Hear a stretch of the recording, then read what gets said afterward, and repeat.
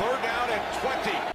Hey guys, welcome back to another episode of the 3rd and 20 Dynasty Podcast. I'm JT. We're in episode 26, and guess what, guys? It's March, and you know what that means. We're only a couple weeks, so a little more than a couple, but only a few weeks away from the NFL draft. How are we doing? Jake, how's it going? We'll see you soon. Yeah, it's the lull in the off season, but it's going well. Frank, how are you? Doing great. Couldn't be better. And Lounis, I guess. You guess. Okay. While the draft is far away, free agency soon, which is gonna have like a ton of fantasy implications. Free agency is very soon. I think it's 2 weeks away? Yeah, it's usually like later March. 2 weeks away from free agency, roughly. I don't know when this will come out. But yeah. So we got some news and notes, actually. Speaking of free agency, Lounis, I mean, we do have like some defensive things, like J.J. Watt signed with the Cardinals. I mean, unless you're running defenses in your league, that doesn't really mean a whole lot for us. But there was some offensive news to talk about. First one I thought we should talk about, this one's not that surprising. James Conner will be, him and the Steelers will be moving apart from each other. Jake, you're the James Conner owner in our league. What are your thoughts about this? Is there a better future ahead for James Conner, or nothing? It's a very, meh move in my opinion. Like, I think everyone really saw it coming. I don't think anyone truly expected him to be back with the Steelers unless it was on a, super team-friendly deal, just because the Steelers are, I think, strapped for cash here. Am I correct, Frank? Yes, very. Yes. So they're not going to pay a running back, especially an older one. They're going to go out and draft one or just use whatever is in-house in this case. But for James Conner, what that means for him is, I think he's going to have the opportunity to go somewhere that maybe has a better offensive line in front of him and maybe a better fit system-wise. Even if it's part of a committee, I think it could benefit him compared to what he did down the stretch last season. Yeah. If you're a Conner owner, so what are you holding? There's nothing to do. I think the best move as a Conner owner is obviously now you have to let it play out and see where he does sign. If he does sign somewhere where he has the potential to be the lead back, I think his value might have an uptick, and you might be able to actually offload him and get something from him it would have to be to a contending team. But if he has the opportunity to be the lead back on the Falcons, I don't know, something like that, I think there's an opportunity some contending team would buy him just for the win now mode kind of type player. See, that's where I think it's interesting to bring it up, because he could end up in that situation. If I had to guess, I am leaning towards he ends up part of a committee or someone's like one of the better handcuffs.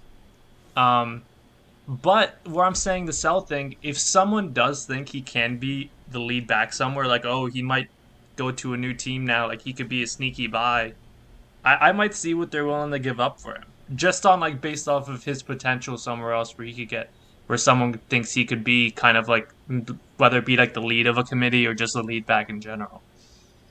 Jake, what's your minimum sell? Curious. Min sell? Yeah, like what is the minimum someone would have to offer you? The scraps on the ground that it would take to get James Conner. I would take 212. I don't give a shit. I think any second round pick would be more than enough here. Probably too much. I would probably even take 2/3. Wow. So you're out on James Conner. I think most of us probably it's are. Very rare. It's very rare that you see a running back change teams and gain value. It just doesn't happen. These running backs are very disposable in today's NFL, and it's really unfortunate for guys like James Conner who, had an all-pro season or whatever it was a few years back when he was just that breakout player. But his time has come and gone, and now his rookie contract's up, and it's going to be really hard for him to get anything else. I think a lot of that could be attributed to the offensive line at the time, but yeah, he was a very good fill, and especially when you consider what he had to do jumping in for Le'Veon Bell at the time. what this basically does say, though, is the Steelers are likely going to draft a running back now. I think they're probably... I'd put them on my board as like the top team to draft a running back. I don't think the combination of Benny Snell and Anthony McFarland and Jalen Samuels really is it. When you say top team, do you mean like the most likely or like the best landing spot? Yeah, most likely. Okay. I don't really necessarily think it is the best landing spot. I know a lot of people are like, oh my god, if Najee Harris goes there, like he's 101 easily in non-superflex. I just don't agree with that. I don't think it's... We could get into that later, actually. That's really all there is for the Steelers. Moving on across the league, we do have Kyle Rudolph was just cut today as we're filming this. He was cut from the Minnesota Vikings, opening up for Irv Smith. Jake is also the owner of Irv Smith in our league. But I guess I'll talk about it for a little bit, give Jake a little bit of a break. Irv Smith is someone I really liked. I tried trading for him from Jake a few times. Tried sneaking him in here and there into different deals. Couldn't get it. He's definitely someone that should be on your radars. I think he is a top 10 dynasty tight end at the moment just because there's such a barren wasteland after like 7. And when you're talking about Irv Smith, he's someone that's so young and someone that really does have a chance of breaking out that he's a player that I'd be willing to take a chance on. Now, the issue is, with tight ends, you need targets. Like, targets is the number one reason that tight ends are, like, in the top 5 or 6. Is they're normally, like, the number 1 or number 2 target leader on their team. And when you're talking the Vikings, where they're mainly a run-first team, and they've also got Justin Jefferson and Adam Thielen on the outside, it does take away a lot of opportunity for Irv Smith. Jake, what do you think about that? Do you think Irv Smith can still shine in that kind of offense? I mean, I think there's obviously going to be opportunity now. Before, he was pretty much only playing on passing snaps, which kind of telegraphed, that he was going to be running a route, and this was a pass play. Whenever they needed to run block, they brought in Kyle Rudolph, who was the better blocking tight end. I think getting, bigger and stronger, just having 2 full seasons, as in an NFL weightlifting program and all of that is going to do Irv Smith a lot of good here. I really think he's going to have a breakout season this season. We've seen Kyle Rudolph in the past with Kirk Cousins have good seasons. He was been a consistent tight end 1 for a good amount of years. Obviously, like we said, being a tight end 1 isn't that difficult, just based on the the scarcity at that position. But Kyle Rudolph was a guy that you could count on to get 5 or 6 touchdowns, 500 yards, and he'll finish in that top 12 of tight ends. I think Irv Smith is a more talented pass catcher than Kyle Rudolph really ever was. So I think he could easily top that. Now, the targets is kind of concerning because Justin Jefferson's going to get his and Adam Thielen's going to get his. So at best, that puts him at target number 3, and Dalvin's going to get targets out of the backfield. So it's a little concerning. I don't think he has the high-end tight end 1 upside here, but I do think he is a guy that people should be monitoring, and if you can get him for a low price, it's an easy buy for me. Jake, as an Irv Smith owner, sorry, Lounis, real quick. No, go ahead. Irv Smith or Cole Kmet? Irv Smith.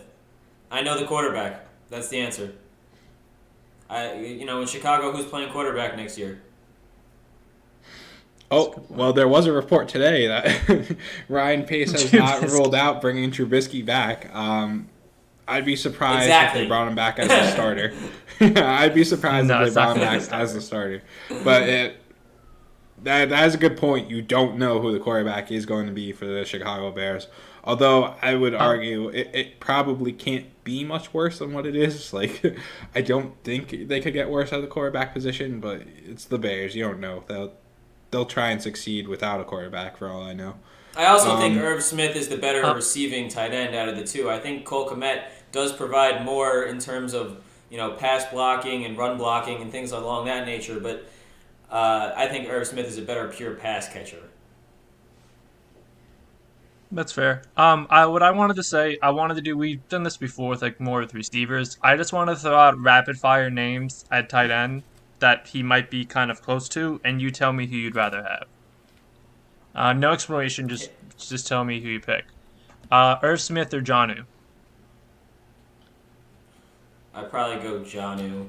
I expect him back in Tennessee. Second. I actually like the Irv Smith there. That one's close. I'm Jonnu, so Jonnu.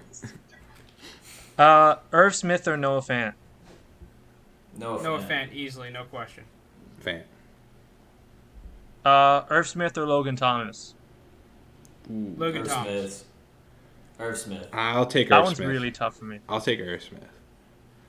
The upside's just there. Logan Thomas's upside is not there.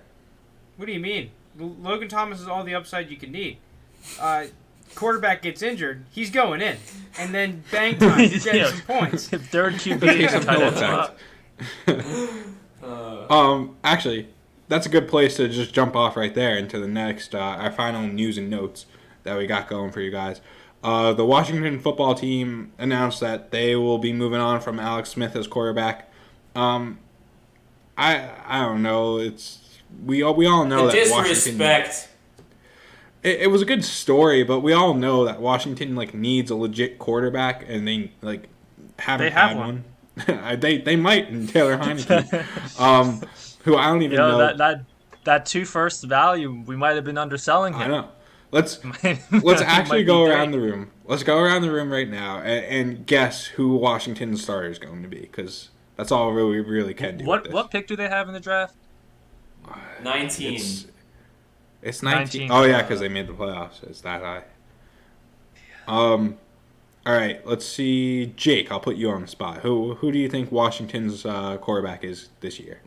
Mr. Mac Jones. Oh. Okay, you think they go through the draft. What about you, Frank? I was thinking I'm going to go Justin Fields. Lounis, how about you? Oh, so Frank, you think they move up a bunch this draft? Yeah. Okay. Sam Darnold. Oh, okay. I like that one. Sam That's Darnold, an interesting one. I think Sam Darnold. I think probably either the Bears or Washington might make a move for him. I feel like those are the two most likely, right? Because they're the two teams that really need a QB, but aren't necessarily in that top 12 picks. I mean, if what Frank's saying, they could trade a haul to move up, and I wouldn't be totally surprised if that happened. But I think Sam Darnold's going to start somewhere next year. And I'll just throw a fourth quarterback in the mix, and I think they're just going to keep putting a Band-Aid on the situation. And I think they're going to be the ones to go out and sign Cam Newton as their starter. So, is he better than Heineke? Is he better right now? I don't know. What were you saying, Jake? You seemed excited there. The Band-Aid quarterback that I do think they would go after instead of Cam Newton would be Teddy Bridgewater. That's also not a bad name to throw out there. Frank's shaking his head, though. I want Fitzpatrick. As a Patriots fan, I want Ryan Fitzpatrick on the team. Just add another team to his resume. Give me the Band-Aid for the year. Get him a Super Bowl. Just go have fun. Oh, my God. That would be electric. I don't know if Ryan Fitzpatrick's getting a Super Bowl with the New England Patriots, but that'd be great. I also think one last name to monitor before we move on. I think Marcus Mariota is someone. I don't think he's going to be back on the Raiders next year. I think he's someone who potentially might be in the mix. That guy. I cannot stand that guy. I've bought him so many times in a redraft league. Just not even Dynasty. Just redraft leagues. This is his year. This is his year. This is his year. You know what? No, it's not. He just didn't pan out. I was the same way. I thought he was going to be so good coming out. I was like, oh, next year will be the year. But I mean, he looked good last year when he filled in for Derek Carr. I'd cash in on his one game. I'd cash in and try and sell him off. All right, well, I guess all that's solved is quarterback situation's wide open. We said that about the Washington football team. You could say that about the Patriots. You could say about the Bears. You could say about the Panthers. There's a lot of teams, maybe even the Broncos. There's still so many teams that landscape we have to figure out. But, Jake, speaking of, the draft and what's going on, you had a little take that you wanted to give us. What is it? Yeah, so this is something I get annoyed with every single year, heading up to everyone's rookie draft. And it's, the hive mind, everyone just starts to think the same. No one differs from consensus. Everyone's on consensus, or they're just radical and out of control and don't know what they're doing. Like, if you post anything in the Dynasty Reddit saying you like this guy and that's against consensus, you'll just get the downvoted like completely. I just really am of the thinking that you have to do your own homework heading into the rookie draft. You have to rank your own guys, and you have to, you actually have to do your homework. If you don't and you just go with the hive mind, I think you're going to get burnt. And an example of this is, Keyshawn Vaughn. Everyone was like, Keyshawn Vaughn's going to be an amazing running back. He got drafted to Tampa Bay. Tom Brady's in Tampa Bay. Like, the situation's great. He barely played this season. It was just, he wasn't as good a prospect as half the other running backs that, some of them he went ahead of, which just because of, the hive mind thinking and the location that he got drafted to. Obviously, draft landing spots do play a role in how a player is valued. Look at Clyde Edwards-Helaire. He was running back like 4 or 5 heading into the actual NFL draft, and then shot up to running back 1. I think a lot of people even overvalued him over guys like DeAndre Swift and Jonathan Taylor, who are now obviously consensus above him in the the dynasty rankings. And that was, guess what? Jonathan Taylor and DeAndre Swift were most people's running back 1 and 2 heading before the NFL draft. So don't let the hive mind really, influence you too much. Listen to it, see what it has to say, but at the end of the day, form your own opinions, make your own draft, and I think that's what is going to lead you to success. Yeah, I agree with every single word Jake just said. I hate the whole... Do you remember, not even Keyshawn Vaughn, do you remember how much Darwin Thompson shot up? Yes. A few years ago? He was like a second-round pick near August. Yeah, toward the end of the summer, he was going in the second round. He had no business. Like early second round, too. Yeah. I think we're going to touch on that a little bit later, though, like who our guys are that we're going against hive mind and we're not willing to buy. And I think right now is a good time to talk about potential players to buy and potential players to look out for. And Frank came upon some interesting stats about wide receivers. You want to share with us what those are, Frank? Yes. So, for this segment, we are going to be talking about breakout receivers. And for the most part, trying to find guys that will break out, all right? So, just for starters, right, I was using some of the older data. I think the data was from like 2000 to 2011, and that is mainly because everyone is so concerned about using the most recent data that I think that might be skewing our perceptions of Dynasty right now. I understand that offenses have changed slightly in modern times, mainly with the RPOs and its usage in the NFL. But I think that in terms of looking at prospects, we've kind of been a little bit clouded by just looking at all of the recent examples and not looking kind of farther back at the receiver position. So what the data showed just at the very start is if you are a first-round pick receiver, you have a 54% chance of having what we call a breakout season. And what we're defining as a breakout season is a top 24 PPR finish. All right? So when we say he had a breakout season or has a chance to break out, that's what it means. Top 24 receiver. Second-round pick, you have a 43% chance, just inherently, anywhere in the second round. Third round and beyond is significantly lower. Way lower. Now, in this study that I was looking at, third round and beyond was grouping in undrafted free agents and every other draft pick, so obviously it's going to be lower. But just to keep it simple and short, third round is going to be grouped with everyone else in the NFL. Third round pick, fourth round pick to undrafted free agents. Okay, so let's get into the trends. So, for rookie receivers, 75% of all rookies that finished in the top 40 became a wide receiver 1 the season after as a second-year breakout, all right?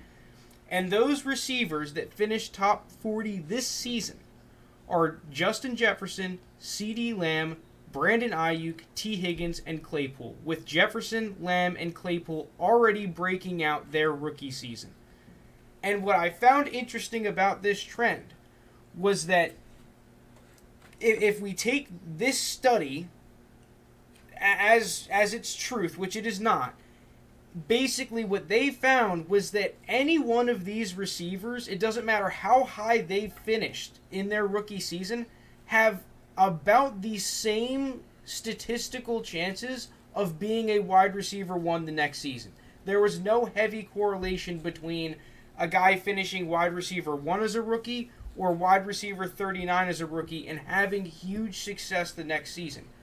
Which, going into the takeaways that I found from this, and I kind of want to pose this to you, are guys like Brandon Ayuk and Chase Claypool the cheapest upside you can buy as a receiver in Dynasty? The fact of the matter is that Justin Jefferson and CeeDee Lamb could be going for 2-3 times the price of these guys.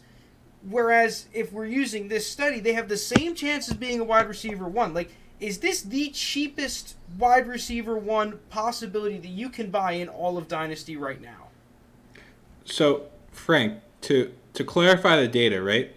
According to this study, and that 75% of all rookies that finish top 40 will become a wide receiver 1 next season.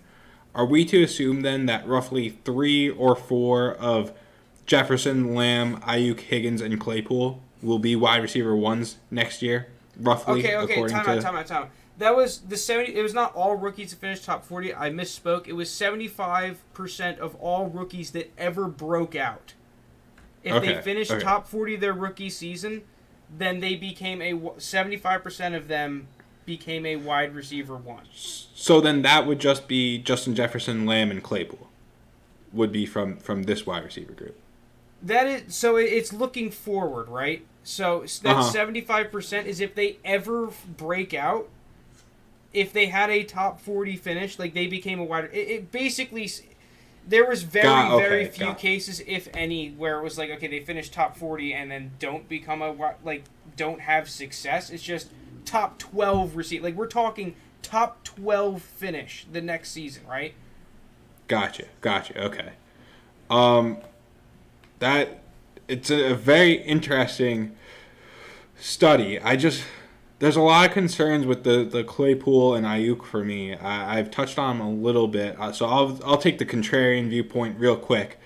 My issue with Ayuk is that we have Deebo Samuel coming back healthy, and you have George Kittle also coming back healthy, and your quarterback situation is very questionable. So I could see a scenario where Ayuk is really the third option on the team in the receiving game, which has me very concerned about what his price will be and what his value will be in the future.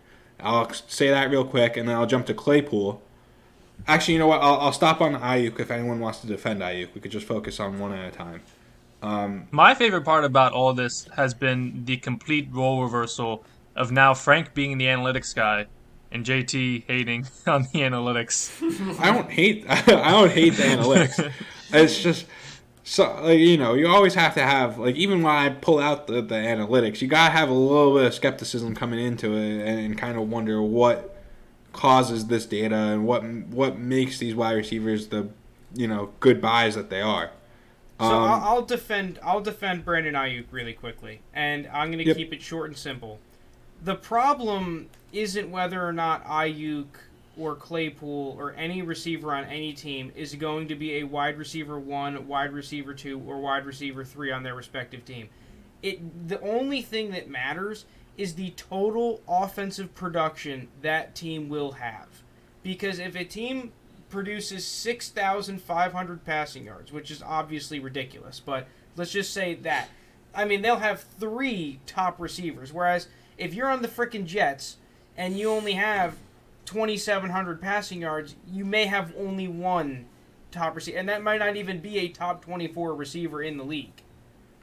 So that's where my issue kind of comes with from both teams, right? Because you got the 49ers, who we know Shanahan will just take running backs and just run them into the ground against teams.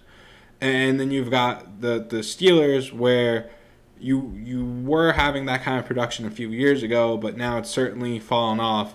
And you also probably have Juju leaving. You have questions of I mean, Roethlisberger, I think, is coming back this year, but then who's the quarterback going to be next year? Can you get that kind of offensive production? So I guess where I'm coming at is there is questions of that offensive production, and then there is questions of where are they even going to be on the order of who are they getting the most production from this offense. So if you're getting the most production on a weaker offense, that's not great. Like if you're the number one guy on the Jets, that's still not great. But if you're the number two guy on a middling team, then you're still kind of like you're stuck in the middle there still. You know what I'm saying? Like yeah. So that's where I'm like kind of concerned. Although yeah, Lounis, go ahead. Finish your point. No, go ahead. I will say this. With kind of both of those situations to defend them too, because that was when Frank said that. That's the very first thing I thought, JT. But then as you guys have been talking, I'm just kind of been thinking in my head. I don't think Jimmy G is going to be the San Francisco quarterback past this season. That's just my guess. Obviously, I could be wrong. We've seen when Shanahan can have a quarterback who can really throw it. You saw that Matt Ryan Atlanta offense. You saw like the weirdest stat of all time with Nick Mullins, like the most passing yards in his first 4 starts. I think when he does get that QB upgrade, it might not happen this offseason. It might next offseason. It might on draft night. I think it's gonna it makes things extremely interesting for both Debo, who Frank is gonna talk about in a little bit, I think, right? With the third year, yeah, and Ayuk. Way to spoil it, if they are able. Way to spoil it. I didn't say anything about. Hey, you still got your thing. And then with Claypool, there are a lot of question marks about the Steelers' future at quarterback because we have no idea what it's going to be, and they probably won't be early enough to take one of the top drafted QBs. It's going to be Ben this year. It's going to be Ben this year. For this year, but I just mean they're probably going to be good with Ben this year to the point they're not going to be in the top 15 or top 12. So it's just that kind of way. I don't know. I just always thought Claypool was the most talented receiver on that team, considering age and kind of potential also. So I don't hate buying Claypool at all. Like we saw even with the game with it was against Cleveland at the end of the year with Rudolph. He still had a good game. I think he's talented enough to produce with kind of not as great QBs. And Big Ben, I mean, is he do we consider him elite still? How big of a drop off? They throw the fucking ball a ton, so he might be fantasy elite to a certain extent because they'll throw the ball 50 times a game if Roethlisberger's under center and we can't run the ball. That's fair.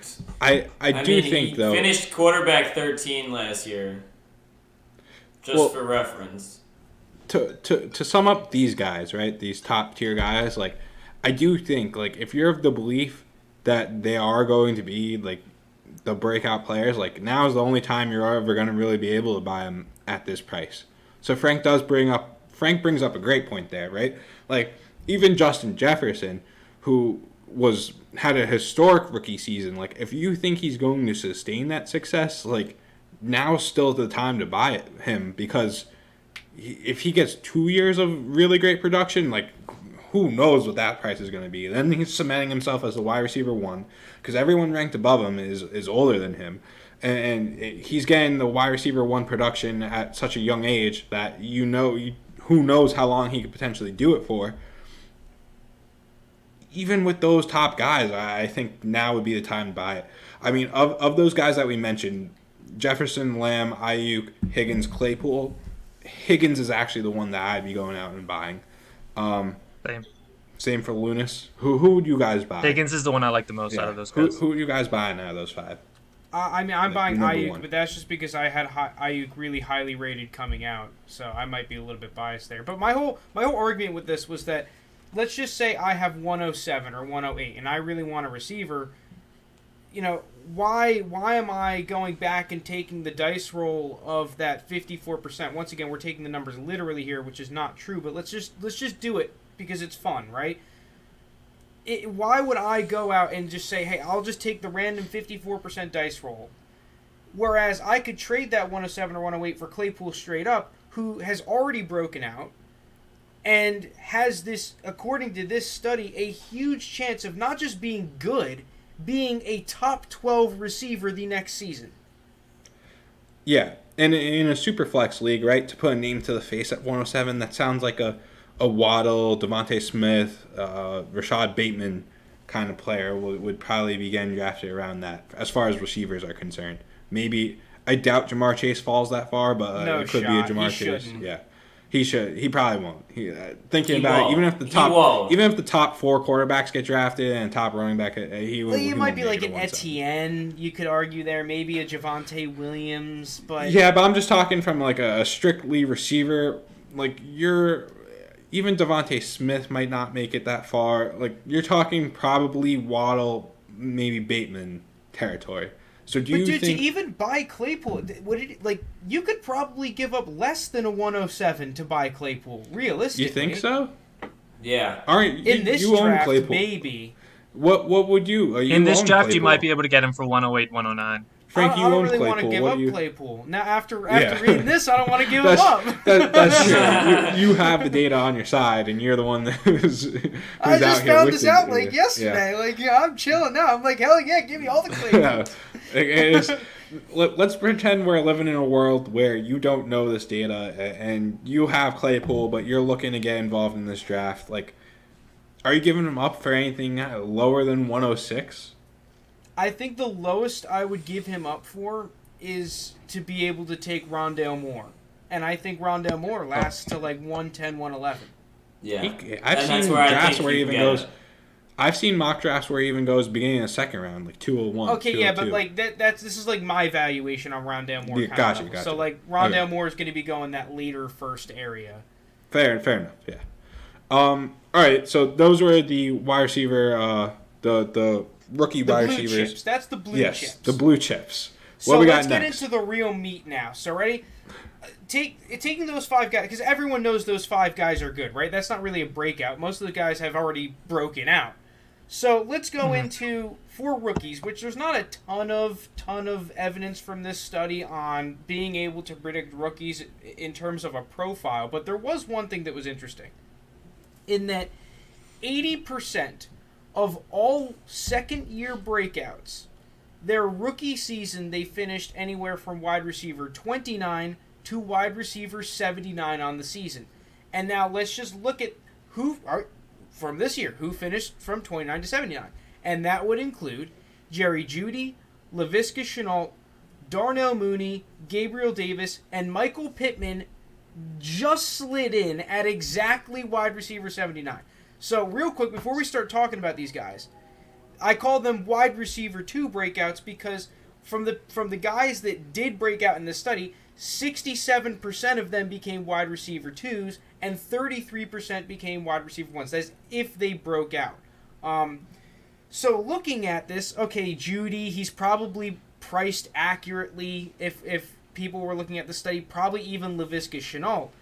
But we've been harping it all season, and I will continue to harp it. Darnell Mooney and Gabriel Davis are the best buys, not just in they're easily the best buys in a startup. I went out and looked at their ADP.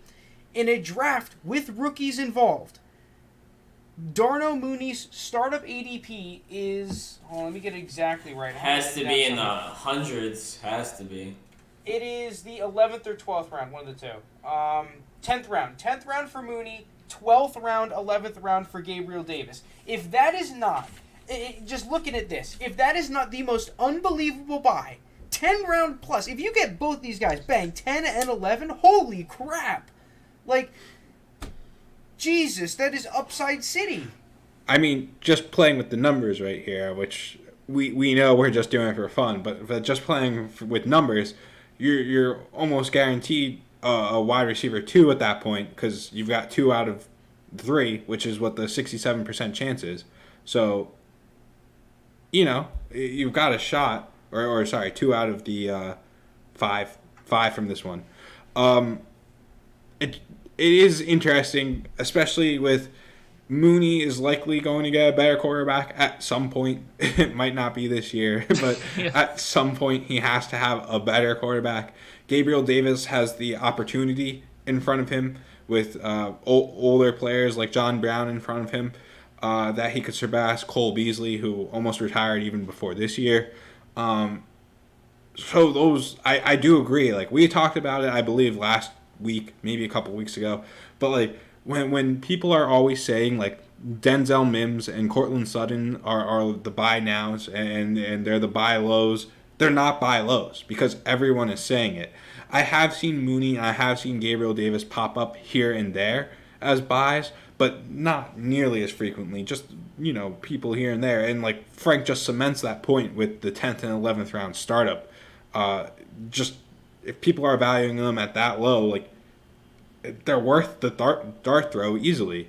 Anything else you guys got to add? They're in that weird tier where it's like if you compare Mooney or Gabriel Davis to Judy, people will look at you weird. They'll be like, "Oh, he's not a Judy," but like let's just be real with ourselves. Like I'm at the point where I am really starting to put Gabriel Davis and Mooney at Judy, if not above. It's like these guys, and like you said, it reflects in the startup.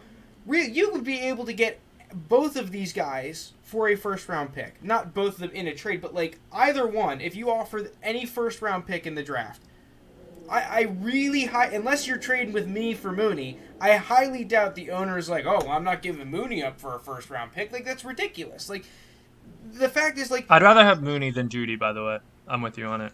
It's like they are buys, and everyone knows they're buys, but it's not kicked in yet. They're at that point where like it's a buy, but I don't want to give up a first for it. So it's like only like, dude, if you really want one of these guys, they are very easy to acquire. That's what for me makes them a buy. Whether you call it a buy high, a buy low, a buy medium, I don't really care. For the fact that they're not rated as a first round pick, I think that they are great purchases for any dynasty team. Mainly in a startup, though, because in a startup, you can just clearly see that they are mispriced, in my opinion. I don't know if you have this data in front of you. You probably don't. But do you know, like, what other wide receivers are getting drafted around that kind of point? I don't know necessarily around that point, but I know that Pittman, Mims, Rager are all getting drafted ahead of them. Obviously, every draft will differ, but consensus is that all three of them are going ahead of them in startups. And as someone that owns Pittman, you would rather have Mooney over Pittman? Easily. It's not close. Not close. Okay. It's not really that close. That's some bold takes right there. I mean, to say it's not close, I mean, Pittman is in this wide receiver 2 breakout category with him missing games, a good chunk of games. I'm also like, okay, now we're starting to get away from the study because I liked Pittman coming out. I'm not selling low on Pittman. It's just I also really liked Mooney coming out, and from the tape that I've seen of the Bears, that's just increased. Dude, I'm seeing Mooney torch great corners, right? Like Pittman's good, but the thing I don't like about Pittman that I'm really scared of is he was such a good vertical threat at USC, right? What happened to that? It's the same thing with Mims. Mims was a great vertical threat. Like, dude, I'm watching these Jets games. I watched 13 frickin' Jets games back. First off, that is torture. Sorry. Second off, I watched Why would 13 you do Jets that? back. I did for the same. I'd rather get analysis. waterboarded. Oh my god.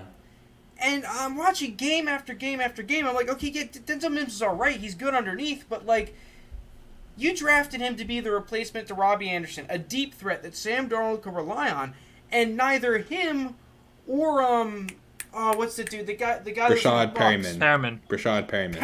Freaking Perryman. Neither of them were able to do it. You could blame Sam Darnold all you want, but I watched the freaking games. They were just as much at fault. All right, Frank. I'm getting too crazy here. I'm getting off topic. let me just to solidify the point though of like what you're willing to give up for Mooney. Let me just throw you a couple names out. You tell me who you'd rather have, like we played earlier. How about Curtis Samuel or Darnell Mooney? Darnell Mooney. OBJ or Darnell Mooney? You're just attacking all my receivers. I might be. What's Kenny Galladay next? I think it's close. I think I might go OBJ, though. That is really close. Let me see where I have it in my rankings, actually. While you pull that up, I'll throw another name at you. Tyler Lockett or Darnell Mooney? Darnell Mooney. I actually have Odell ranked below Darnell Mooney in my rankings, but now that I'm looking at it, it's like I think Odell's a good buy right now if you can get him. If an owner's wanting to sell. Okay. Now, for the listeners, I just threw out 3 of Lounis's wide receivers. Lounis, are you selling any of those guys for Darnell Mooney? Dude, there's no way you can say you're not selling Curtis frickin' Samuel and Lockett for Mooney. You are ridiculous. I just said Lockett. Curtis, I have to think about. Come on! Curtis Samuel's a bust. I don't know. Yeah, I wouldn't go that far, but like, he's 20. He's 24 years old and just had 1,000 scrimmage yards last year. Quietly, very quietly too. Yeah, like people, like he was a wide receiver. I think he was just barely wide receiver. I think he was wide receiver 24 last year. But that's with DJ Moore and Robbie Anderson also on the team. The Panthers and he had 1,000 scrimmage yards. The Panthers' offense was very quiet, but did well. Like it's, I don't think that's that crazy. Yo, it's Frank, close. you got the clown face, I have Andy? to think about it.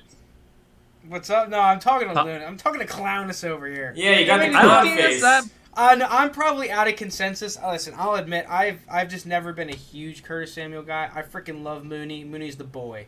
Okay, let's go to the second. Especially thing, with free agency, if he ends up somewhere like Green Bay. Okay. Let's get into the other main takeaway I saw from this before we get into third-year breakouts. So, for breakout percentages, right, we separated it into first round, second round, third round plus. I'm going to go through by round when the players themselves break out, because I found this very, very interesting. For first round players, 40%, if they ever break out, you have that 54% breakout. If of those 54%, 40% break out in their rookie year, 32% in their second season. So, 72% of the time, it is their rookie or second season if they ever break out. Third year, 15%. Fourth year and beyond into infinity, 13%.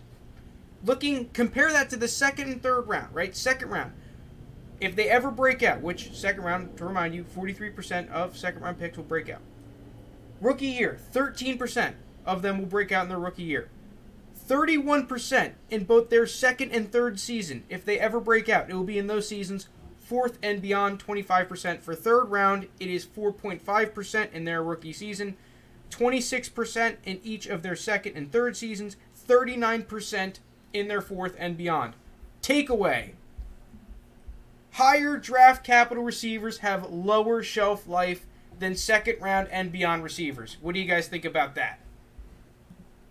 I think it's a very interesting take that a lot of people wouldn't think.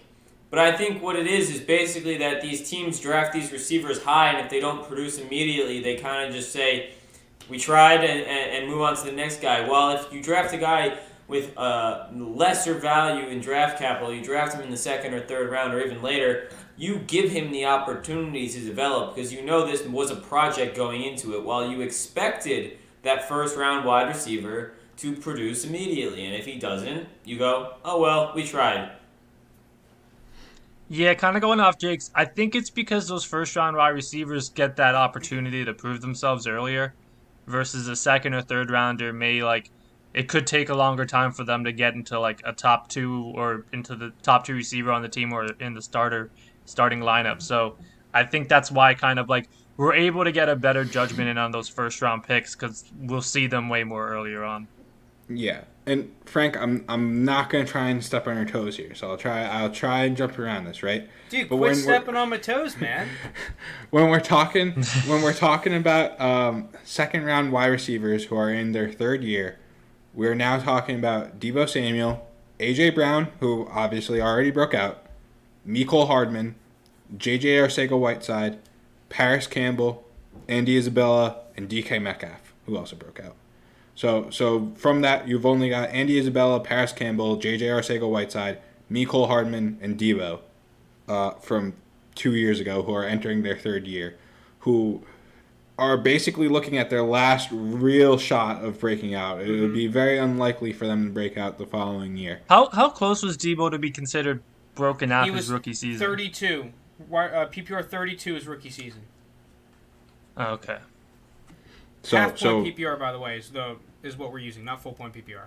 Yeah. Yeah. I was gonna say his rookie year was. And so then. Yeah, he kind of came on late. And so then to look at from this year, that gives you T. Higgins, Michael Pittman Jr., Laviska Shenault, KJ Hamler, Chase Claypool, Van Jefferson, and Denzel Mims were all taken in the second round of the 2020 NFL Draft. So these are all the names that we got to look out for, as it's not necessarily a make or break year for 2020. And I just mentioned a few players that already did break out, like Chase Claypool. But these are guys that you have to have on your radar of whether or not you think they're going to break out or not. Because especially with the 2019 draft guys, if they don't break out this year, it's probably never going to happen. So let's get into that. Really quickly, I just wanted to say that I think that this data shows that the second and third round pick receivers are the perfect taxi squad spots. Like I was talking about with Lounis, because Lounis, the other day, you were saying, oh, well, I might trade you Van Jefferson. Well, I would love Van Jefferson, and I think he's a decent buy. If you have him on your taxi squad spot, I think the data shows you should keep him there. Keep him on. Dude, so if we were to take this data as is, as truth, which it is not, I did some basic probability calculations. I found this very interesting. If this data is true, the percentage chance that Van Jefferson breaks out is 37.41%. The percentage chance that Ruggs or Rager breaks out is now 32.4% chance, which is obviously not true. You know, Ruggs and Rager have a better chance of breaking out than Van Jefferson. It is consensus, right? And we probably all agree with that. But it is interesting that the data is saying that these second-year players, these second-round picks and beyond, that don't hit at first, while they may have an inherent disadvantage of their draft capital percentage of hitting, if they don't hit, they still have that shot to hit. Whereas the first-round picks, you don't hit early, man, that percentage chance that you hit really sinks like a rock. And it keeps sinking. So keep these guys in your taxi squads, I think is the overall take. Don't sell them low. Keep them on. You have Van Jefferson. Don't say, oh, he freaking sucked. Terrible pick. Keep him on the damn taxi squad. He had a 13% chance of breaking out his rookie year. He's got 31% back-to-back seasons. Dude, freaking keep him. Okay. Well, for the record, I wasn't low on him, but I agree with the sentiment that you're saying. Just an example. Sorry, it's the first thing that came to mind. But now let's get into the third-year breakouts. So, now we get into some interesting stuff, because there were two main cases for third-year breakouts. Of any receiver that broke out in their third year, 75% of them had very little rookie success. Who would have thought? They finished no better than wide receiver 86 in their rookie year. The caveat is they had a massive jump in year two. And the massive jump I defined as at least 33 spots on the PPR wide receiver leaderboard. The other 25% that broke out were top 70 in their rookie season, usually a lot higher. There was one case where a guy finished like wide receiver 69. Nice. And then went up a lot. And then dropped out their second season, usually due to injury, and then came back and had a strong year three. So, of all the people that fit these two cases, let's go with the first case first. Jacoby Myers, Olamide Zaccheaus, and Scotty Miller fit the first case very well. The other ones, which are kind of honorable mentions, were Deontay Harris, Travis Fulgham, Jalen Guyton, and Tyron Johnson. The only thing is that they really only needed like a catch to jump up the leaderboards, because they didn't have a catch, or maybe they had like one catch their rookie season. So it's like if you got like 50 yards, you jumped up an ass ton of spots. So Jacoby Myers, Olamide Zaccheaus, Scotty Miller fit the actual profile. For the second case, the drop, did top 70, then dropped out, and then came back in strong year three, right? Deebo Samuel and Steven Sims. I'm thinking the best one from the first case is easily Jacoby Myers. I think that this just kind of shows how good of a buy Jacoby Myers actually is. Because, he is another one of those consensus buys, but, like, how much do you really want to give up for him? Dude, like, he he could easily do it. He could easily become a top 24 receiver and be a wide receiver 2 on your team. And then the second case, Deebo Samuel. Deebo Samuel is like the forgotten gem. It's like everyone kind of is just like, well, he's good, but he's not great. Like, we just all forgot about how much of a stud he was his rookie season, and now his value is just sunk for no apparent reason. I think he's a great breakout case. I bought him without knowing this. What are your guys' thoughts on this? Okay. Listen, Deebo Samuel is great when he's on the field. The issue I have with him is he's missed so much time. He missed time his rookie year when he had this, when he was decent, and then last year he barely played. I cannot, condone buying a guy that has played not a lot of games in 2 years. It's just the best type of player is an available one. He does you no good sitting on your IR. It's just a fact. And that is the only thing I have bad to say about Deebo Samuel. In terms of Jacoby Meyer, I do think he's actually a good buy. I think you can get him real low right now just because no one knows what's going on at that New England quarterback spot. And he's going to be, I think probably at worst a wide receiver 2 in New England next year. So I think he is a good buy. I just don't know how the hype of him, all the stats you've been saying, and everyone thinking the same way, how much that will drive his value up. And I wouldn't buy him. JT, real quick, before hearing this, and it may have warped your mind, what would you have sold Jacoby Myers for as a Jacoby Myers and Patriots fan with some bias in there? Yeah, I mean, so to give you a little thought process behind my mindset and everything, right? Like, if I was ever going to move Jacoby Myers, he would have been a piece for me that I would have included to move him up. So to give him a value right there, it's kind of hard. Now thinking about this draft class and who I like in this draft class compared to Jacoby Myers, it gets hard for me to try and move him for anything less than a 208, 207 kind of range, which I think might be kind of high. But after that, you're getting the same dart throw kind of wide receivers at that range anyway. So it's I might as well just hold Jacoby Myers. And from the Patriots' perspective, right? We see Julian Edelman, there was retirement talks possibly of this year. I am pretty confident that he will play this year, but it's definitely not guaranteed next year. I think he's the perfect person to fill in that role, that same kind of role that Wes Welker and Danny Amendola and then Edelman all kind of did. In which case, there's a decent floor fantasy value coming from that role. So yeah, a mid-second, I guess. I wouldn't feel great about moving him for that, but I feel like I'd be way overvaluing him if I asked for anything so more than that. So 206, you think 206 is getting you Jacoby Myers in most leagues?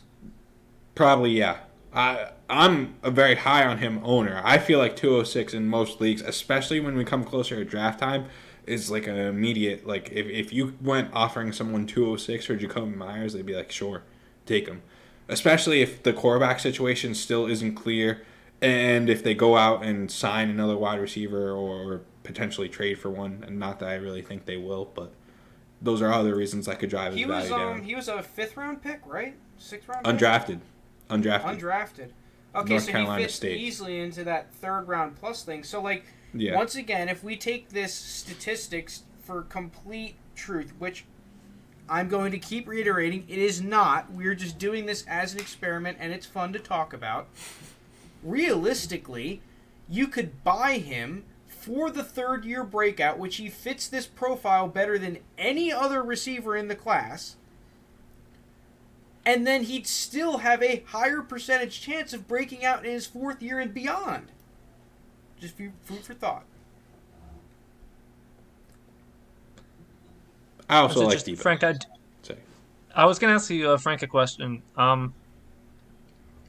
Who would you rather have right now between Deebo or Ayuk? Ayuk. It's still Ayuk? Ayuk is 100%. Dude, he's that blue chip, dude. He's that,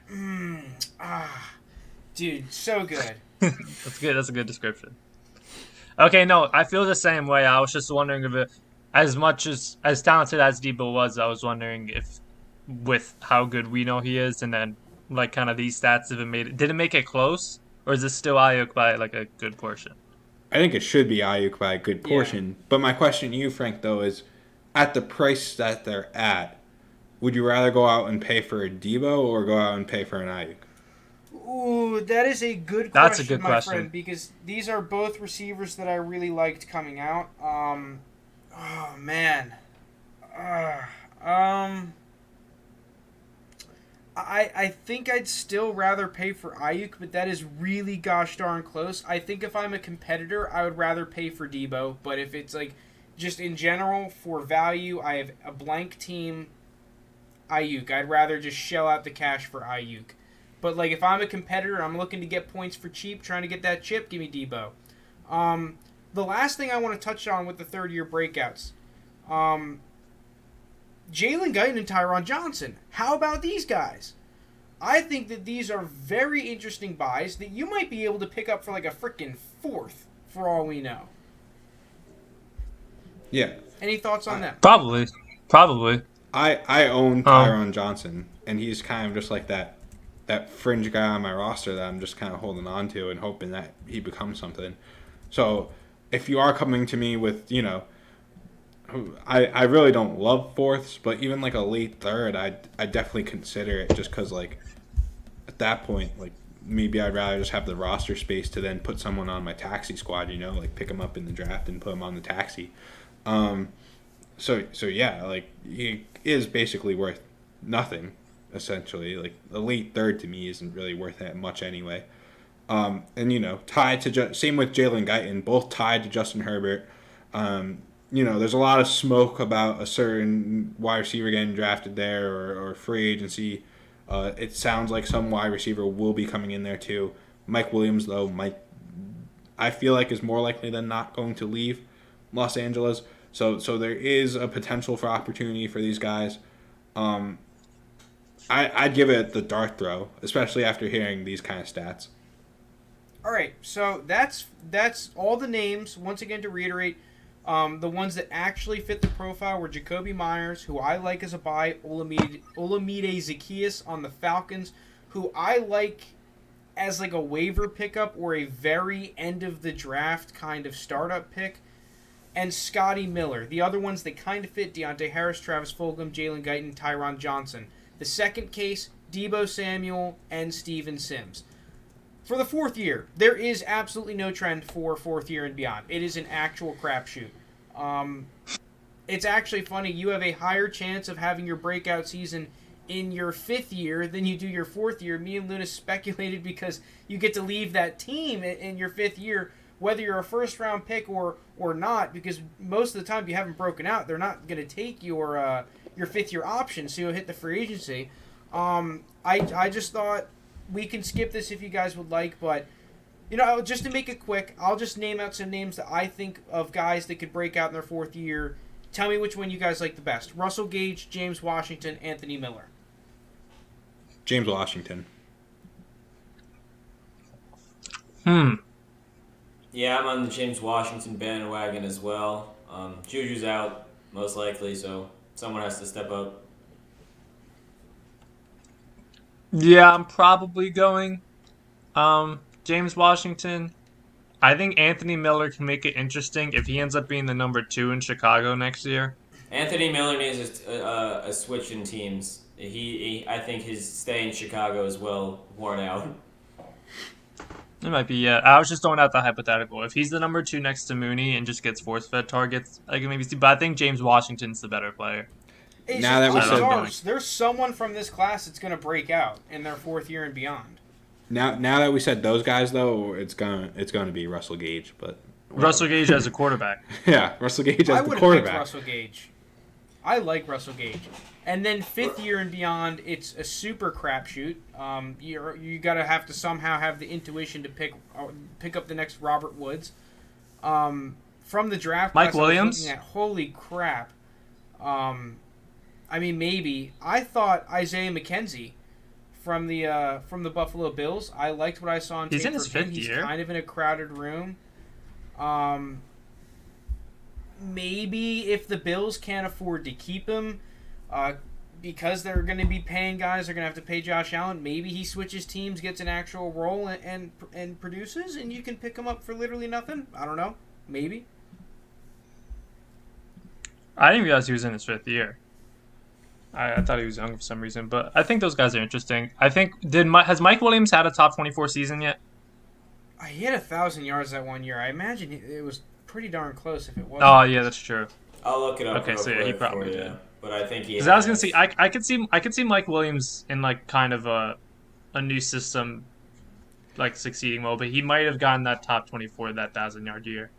But that's basically all the research I did. He did not. Standard. In standard, he was receiver 21. In PPR, he was receiver 32. Yeah. It's just because he doesn't catch a lot of balls, so he really hasn't had that breakout by the numbers we're working with here. Yeah, he's had a 1,000-yard season, and he's had a season with 10 touchdowns. It wasn't the same season, so therefore, he's not going to get top 24.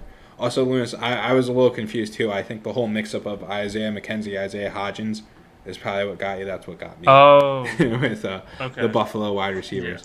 Yeah. But that was I really like that segment. Kind of just doing a deep dive into wide receivers and people that you should definitely have on your radar if you didn't already, and people that you should be paying attention to. And be patient. Patience is a virtue. Unless it's a first rounder, then you don't have to be patient. Yeah, cutting ties is probably, it's, learning when the value is gone and it's just going to keep going lower is another hard thing to realize, and cutting ties is something that you got to learn to do in Dynasty as well. It's something I struggle with too. But are we all ready to move on to our final segment? Yes. All right, so we love doing the draft talk. We're going to just, real quick do some more draft talk. First, we're going to start with what prospects are we fading before the actual NFL draft? We'll start with Jake. Who do you think we should fade? My fade, prior to seeing any landing spots or anything, is Trey Sermon. I think he really got hyped up on this Ohio State, run to the championship game here. He really didn't do much throughout the whole season. He had a great, bowl game and college playoffs, whatever you want to say. Yes, and people compared it to Zeke in that other run. He is nowhere near that as good as Zeke was. He is nowhere near as good as a lot of other running backs in this draft class. Please do not let the hype of Ohio State and just them making it far in the college playoff just influence you here. Please watch other games. He's fine. I think he'll be a running back that will be part of a committee somewhere, but that's about it. I just don't buy into the hype. Where do we think he's going Frank, in rookie drafts right now? I can probably find that real quick. Yeah, I can find that real quick, actually. But while I look this up, Frank, you've done some research on Trey Sermon, right? Like, what were your thoughts going into it? Man, I am very, very torn on Trey Sermon because if you watch it... So, I'll give you the quick story with Trey Sermon. I watched him in Oklahoma, just randomly watching college football on a Saturday. I was like, dude, this running back is pretty good. And I always mark a little star next to a guy if I am just randomly watching and they kind of pop out to me. I give him that little boost. So then I watched him, and if you like Trey Sermon and you do not want to like him anymore, watch the game against Nebraska this year, because my God, is it rough. But then you watch him against like Northwestern and against Clemson, and it's like, holy crap, he looks like a completely different player. Like, if you watch the Nebraska game or the Penn State game, you come away thinking, well, holy crap, this guy's a complete jag, just another guy. And then if you watch these other games, you're like, well, holy crap, this guy is legitimately good.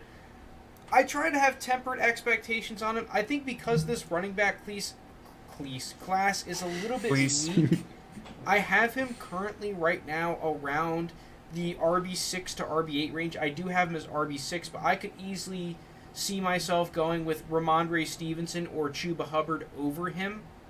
You have him over Chuba Hubbard right now? It's close. They're on the same tier, right? Okay, wait, hold on. I could give you guys the consensus, actually. Currently, as far as Dynasty mock drafts are going, we've got Trey Sermon's getting drafted at 210, and Chuba Hubbard's actually getting drafted at 212. So that sounds they're about right next to each other. What about Ramondre Stevenson? I'm curious. He is much farther down the list at 306. I think he's going to start rising pretty soon. Though, I don't want to take anyone's take, but the only other running back in between them is Jamar Jefferson at 301. Yeah, I'm not necessarily going out and looking to buy Trey Sermon, but at the same time, it's like, dude, the fact that he's at a late second is really not all that bad. Like, I mean, at that point, I think it's worth the risk. Whether it's him, Chuba Hubbard, or Ramondre Stevenson, I think it's worth the risk at that point. I just think where, like, that, mid to late second round where you're going to have to take him, I think there's going to be much better wide receiver prospects available that I'd rather have. And that's the reason I'm fading him pretty much agree. No matter what. Wide receiver I just wish prospects. I knew what the hell was happening. Like, I wish I could talk to him and be like, dude, what the hell happened at the beginning of the season? Wide receiver prospects that are getting drafted around there include Elijah Moore, Diami Brown. Oh my God, you're right. That's really it. It's Seth just Williams, not I even guess. close. Like, it's just not even close to me. It Elijah does feel Moore like a or big Diami take Brown, those guys. like, there's no chance I'm taking Trey Sermon there. Yeah, you're right. I think you're right. All right.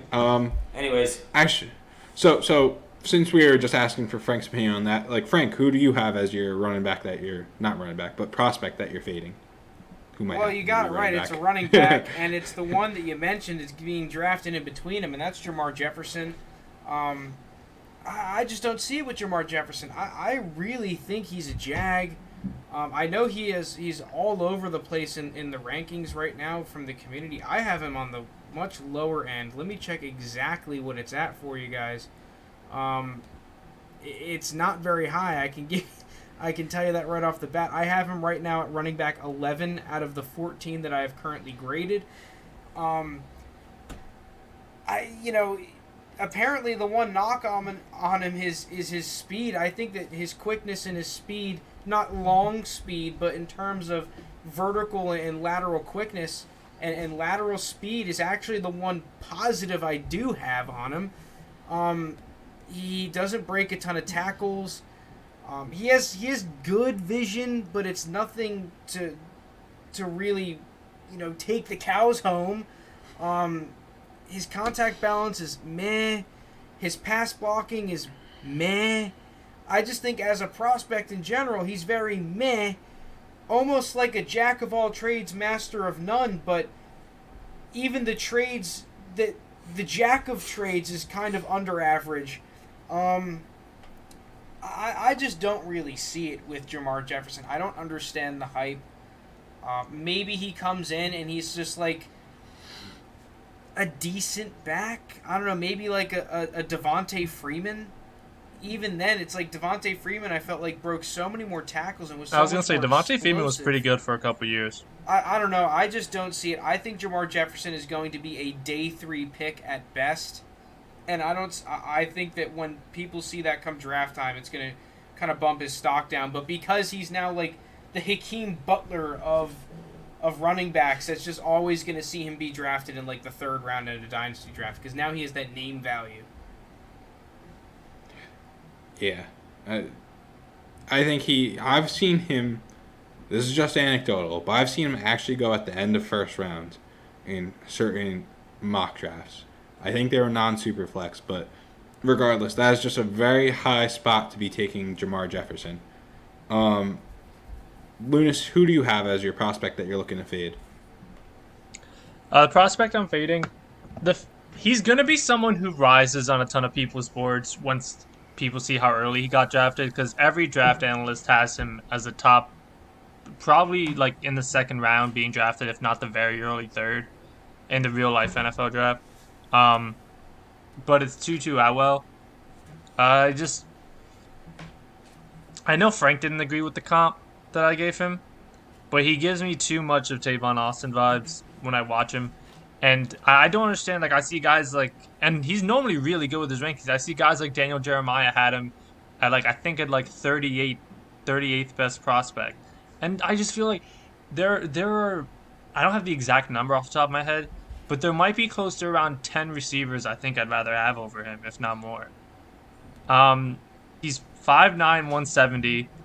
He's not the type that like at least with Devontae Smith, people could say he's small. If you watch him, he plays bigger than what he is. Like he will out jump your number one corner. He's just dominant with his route running.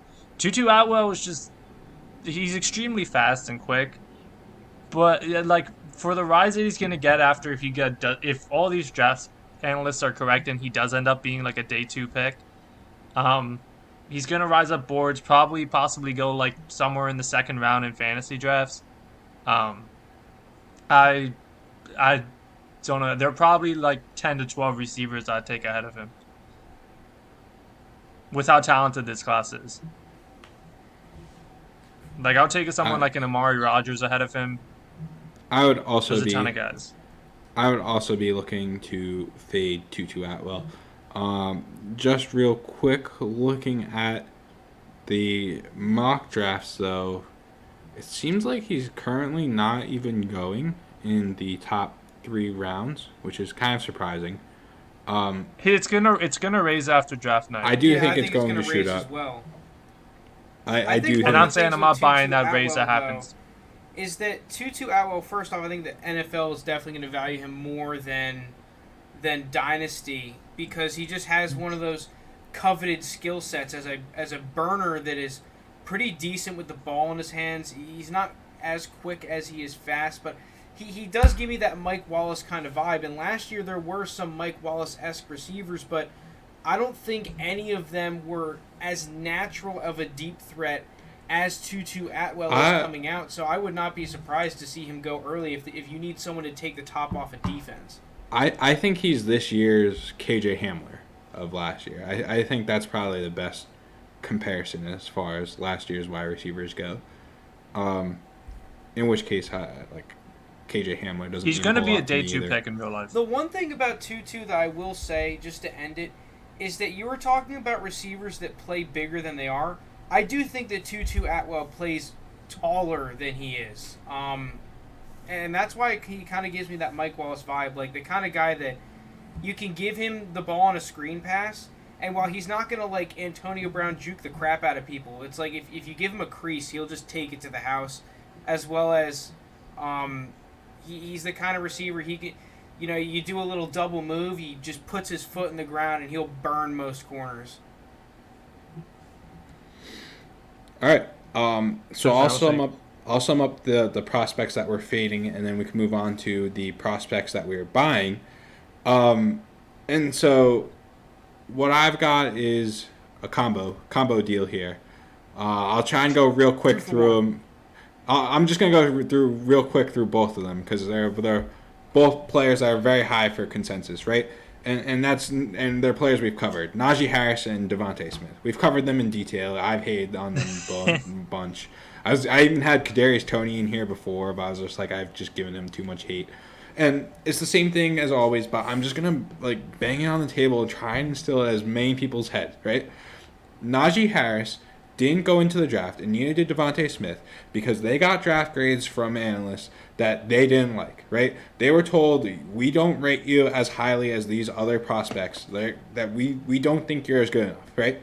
Then they come back, they play better. But the issue is they're playing against people that are younger than them. It's not the same as like a junior in high school versus a junior in college. But you can't tell me there isn't a difference between a senior in college and a junior in college. You have a whole nother year of experience in a lesser league. And that's just one issue with it. My issue with Devontae Smith, I've beat it over the head. He's tiny. He's got a very small BMI. There's very overwhelming evidence that people with such a low BMI do not do well. Maybe he can put on weight. I just think after 4 years he would have done it already. I think this is his playing weight, and that's what he's going to try and be in the NFL, and it's not going to pan out. Najee Harris, Frank's hit it over a bunch of times. He's not that good at breaking tackles, and not only that, he's behind one of the best offensive lines in college football, the best offensive line in college football. And when you're behind that offensive line, it's not that hard to run well and look good running. So those are the guys I'm fading. They're probably going in non-superflex. Najee Harris is almost a lock for 101. I'd trade out from 101, get 102 or 103, and either take a Jamar Chase or even Javonte Williams at 103 in non-superflex. In superflex, he's probably going like 103, 104. Bounce me out of there. Get me 106 plus another. If you could get me 106 and 112 for 103, and I don't need a quarterback, and I'm not desperate for a quarterback, I do that in a heartbeat because I'm just getting like way better value, I think. Yeah, real quickly, I want to touch on that. I like Devontae Smith, so you can screw off with that one. But Najee Harris, I do actually really agree with why you're fading him a little bit. I don't think Najee Harris is bad. I don't think he's terrible. I think he's being overhyped. Like you said, not only did he stay an extra year, he was old already to begin with. He's like 23 and a half.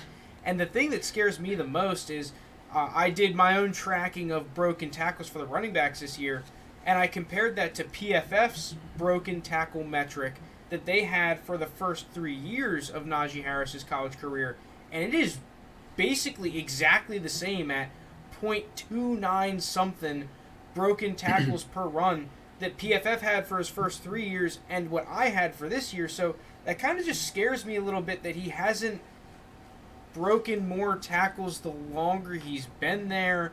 I do think as a receiver he's really good, but that is really concerning, especially if he's a consensus 101 for me.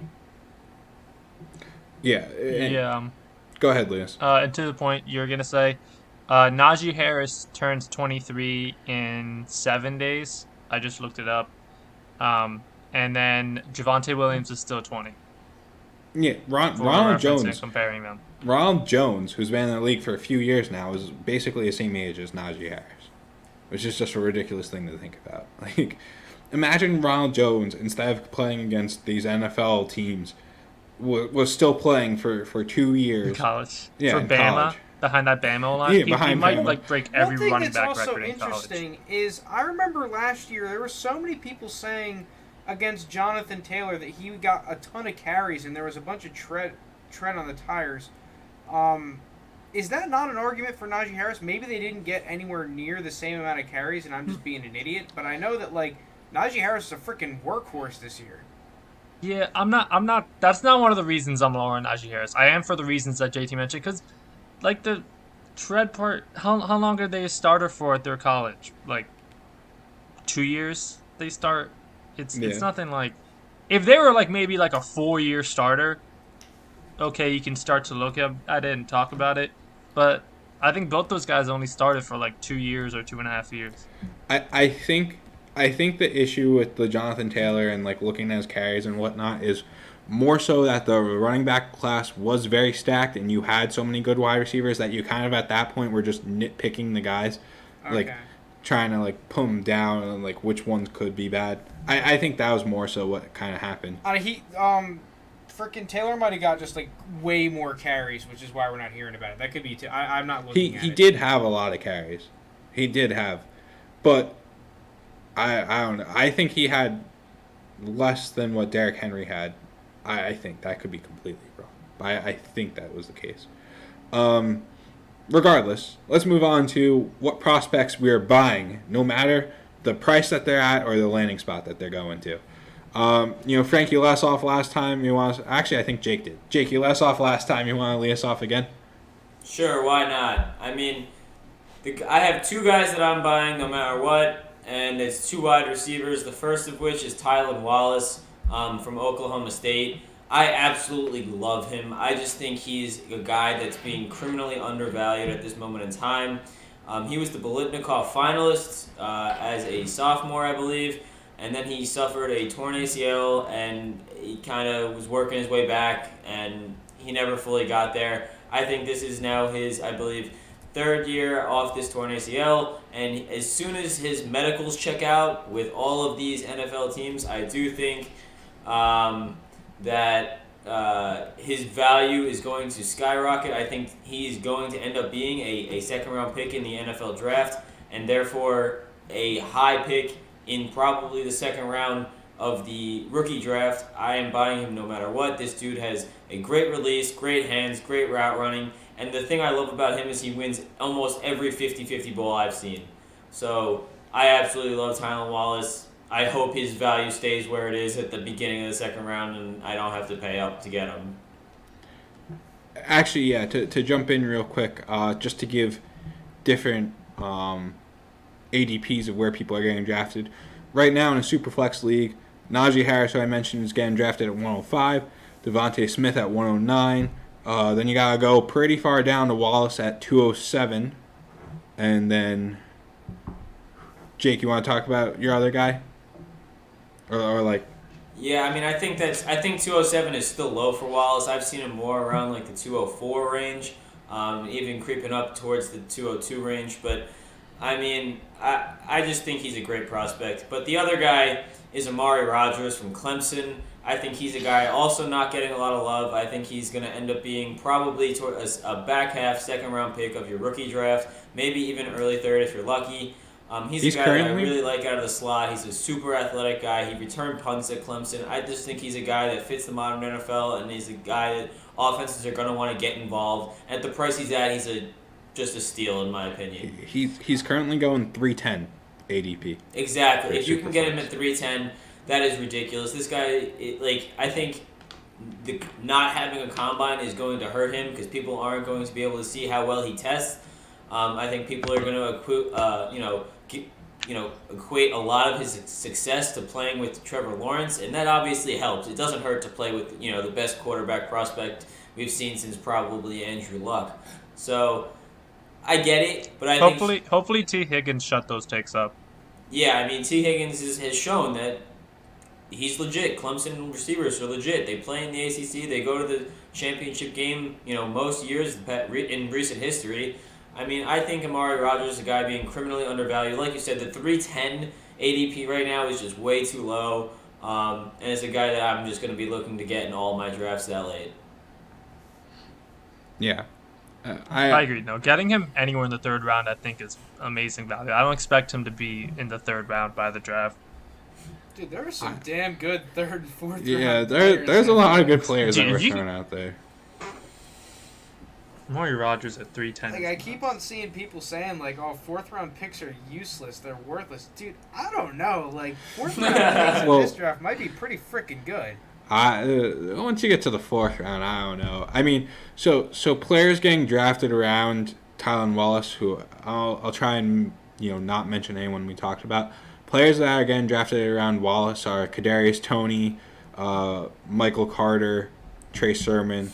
And then players getting drafted around Amari Rodgers are Tamorine Terry, Sage Surratt, Jarrett Patterson. So I do like where both of those guys are currently. I take them over where's those Darden guys. going?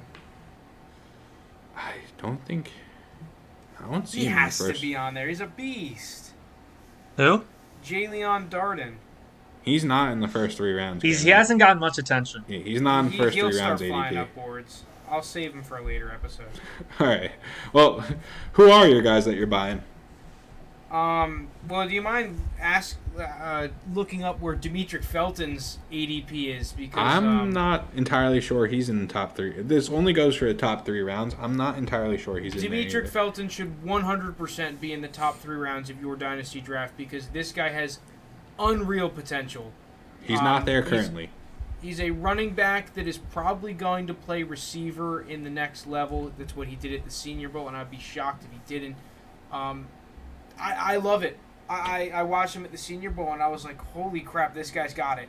He's insanely shifty. He's quick. He's just as fast as he's quick. Insanely hard to cover. Man, for the fact that if you were to draft today, you could get him outside of the top 3 rounds is best buy probably in Dynasty right now. The other one for me is a more well-known prospect is Rondale Moore. It's a guy I've been looking at for years now, it feels like. I love the athleticism. I love that what people are saying about are the cons about him. I just think he was in a bad offense and a bad scheme. I can't wait to see what he does at the next level. I'm hoping that he doesn't get drafted super high so that I can snag him up in the second round. Yeah, so in Superflex, Rondale Moore is going 201 currently, ADP. Yeah, if you're in a draft, don't let Rondale Moore fall out of the first round. Don't let him fall out of the first round. He's easily one of the top 12 talented prospects in this draft. Like, out of fantasy players. Obviously, not like real life draft. I agree, but I wouldn't be upset if people took certain other players above. Like, I like Rondale Moore a lot, too. I just... There's a lot of good ones at the top. It's easy to be very skeptical of Rondale Moore. He is small. I think the only thing he has going against him is, like, the few injury fears. If you're not too worried about that, which, I mean, he really only had, like, that 1 year where he got hurt. He stayed out his freshman year. Then last year he opted out because of the whole COVID season. But I think just talent-wise and what you see on the field, as a true freshman, he was going, like, fucking crazy on all these teams in this conference. If you don't believe him, watch his film against Ohio State as a true freshman.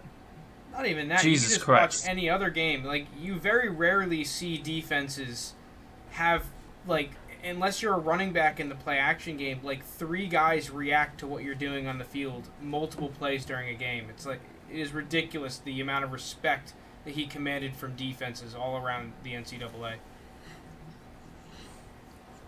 All right, Lounis. What Florida prospects are you going to sell us on this time? So the first one I'll start. First one I'll actually start with the other guy that I picked, Elijah Moore. Elijah Moore is someone who, as I've been watching receivers this offseason, has probably rose the most out of any of the draft prospects in my eyes. Because when you watch him, no one in college was able to stick with him and cover him. His route running is insanely good. Like, like that Tony video blew up, like with like his crazy routes at like the Senior Bowl. Elijah Moore can do all of that and more. I got a few stats. I got some PFF stats for you. Oh, hit us. Yo, Lounis got stats. I've got some stats. Ole Miss had a step or more of separation on 90% of his targets this season. That's the highest percentage in the draft class. And highest graded seasons by an SEC wide receiver in the playoff era. Devontae Smith 2020 was number 1. Amari Cooper 2014 was number 2. Elijah Moore this past season was 3. Then Jamar Chase last season was 4. Obviously not as good as those other guys, but he's someone I think should go in the early second. Like, I think JT said he's like a late second right now. Let me check again just to make sure, but yeah, I believe that's true. He's going 208 for Elijah Moore. I think he's going to get drafted in the first round of the actual NFL draft. Really? I really wouldn't be surprised. His ability to separate, he can play in the slot.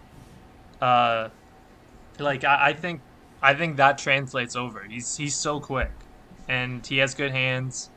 He can make contested catches. I know some people worried about his size, but he's one of those guys. He does play bigger than his size, and he's the person who's gone up my board the most this offseason. Rewatching him, because I didn't watch a whole ton of Ole Miss during the season. I think my comp for him would be like an Emmanuel Sanders type. I can't really think of anyone better off the top of my head, but that's just who I think Elijah Moore would be. All right, who's your other prospect? So, this one's more common. Frank, I actually want you in this debate, because I was debating with Jake and JT about it. So my other one's Kyle Pitts, because I just think talent-wise, he's the second best pass catcher in this class, and he's just like a physical, I don't know, just insane. Like, for him to be at his size and ability to just catch over anyone, no SEC defense was able to cover him. Bama knew he was getting the ball the entire game, and they still couldn't. I'm trying to think what he finished with. I want to say he finished with like 7 for 120 and a touchdown. It may have been 2 touchdowns, but they couldn't cover him. Georgia couldn't cover him. LSU couldn't cover him. Like, none of these top SEC defenses, and they knew the ball was going to him. I just think right away into the NFL, he won't even have to take that full rookie season that a lot of tight ends have to take. He's going to start producing immediately, and he's going to be a top 5, top 4 fantasy tight end really fast. Now, Frank, this was the debate I had with Jake and JT the other day in regards to rookie drafts. I don't think it would be a bad pick to take him at 107. I like him at 107. JT and Jake both definitely disagree. I wouldn't say definitely disagreed. Go ahead, Frank. I think definitely is a strong word. Definitely is a strong word. They disagree. It depends on your. It depends on your league settings. We like to play, tight end premium, give the tight ends a little extra value. In that case, yeah, I think it's a good pick. But in a normal league, even in a normal league where tight ends are so scarce, having a good one is such an advantage. Like I'm the Kelsey owner in our league. Having Kelsey last year was a huge advantage to me. Like he would have been wide receiver 1, let alone tight end 1. So it's an advantage, yes. However, I just think you get more bang for your buck if you draft that top end wide receiver talent. You could at 107 you could probably get any receiver not named Jamar Chase. That's actually true. Looking at the ADP, that's exactly right. Any receiver not named Jamar Chase could be got at 107. I like Kyle Pitts. I have him more around the 109 to 112 range. That's where he's going. 110 in the ADP currently. Yeah, in a 110 for Pitts is crazy good value. In a tight end premium league at 107, I don't blame you at all. I might even take him higher in a tight end premium league because that puts an even greater value on having a good tight end, and it gives you even a greater advantage. Yeah, the thing is with him is that if I'm going to draft him, dude, I'm drafting him. I'm holding his ass for his entire career. I don't care what happens. If you're looking for a value pick, then don't take him because tight ends aren't sexy. But if you're just dude, it's like T.J. Hawkinson, right? If you want a T.J. Hawkinson with way higher upside, it's okay, take him and then never sell. So. Yeah. And, personally, I'd be fading ETN and Najee Harris at their price. So then that kind of, it puts Pitts up more for a prospect for me.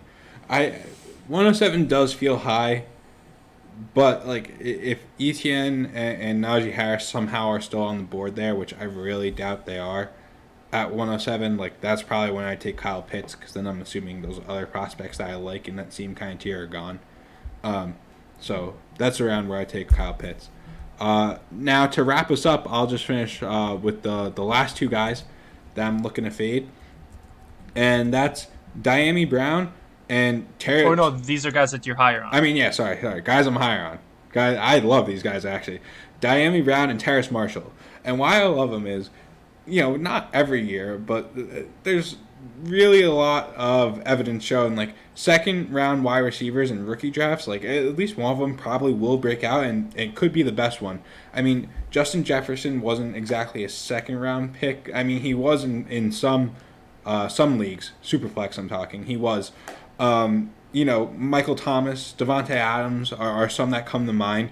And what you're really looking for in the second round is that alpha wide receiver. And these are two guys that I think have traits to become the alpha wide receiver. With Dyami Brown, I think he's a Will Fuller that can stay healthy.